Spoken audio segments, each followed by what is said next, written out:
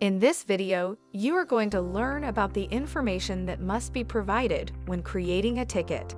Let's get started. First, submit a request. On the CC tab, copy the people on your side who need to track the request. There is no need to add anyone from our side, as we will be notified automatically. Please add a short subject line so we know quickly what we are dealing with.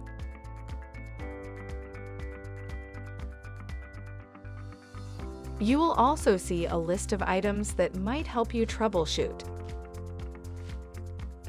In the description section, which is the most important of all, it advises you to include the following information. What is the problem? For example, is it an error message? Is it a performance problem or something that is not working as expected? In this example, a scheduled job is not running.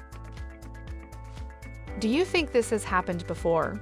If so, in a previous case that you know of or in a similar case, then add the steps to reproduce the problem if it is a reproducible problem.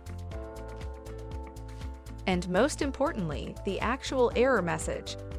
This way we can get some specific information about your request. The priority is also very important as it determines the solution path on our side. You should remember that there are 4 levels of priority. We can say that level 1, P1, is set for a problem in a production environment that renders the product unusable. In other words, total loss of functionality. And P2 is for production and non-production environments, where there is significant degradation of performance. However, this does not result in total interoperability. P3 is for low-impact issues in a production or non-production environment where there is no loss of functionality, and P4 for future requirements. This means that you can suggest recommendations, improvements, or changes to our products. The installation type is very telling, so just choose the correct type in your case. The product version and, most importantly, the version if applicable.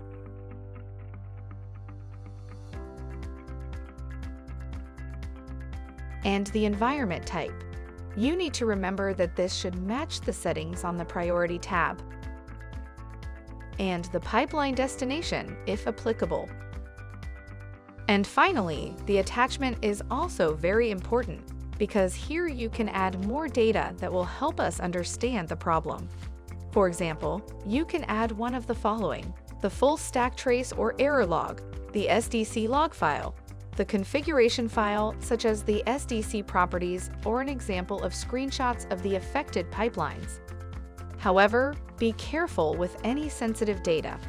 There is also the possibility of a support bundle that contains most of the above information and is explained in another video.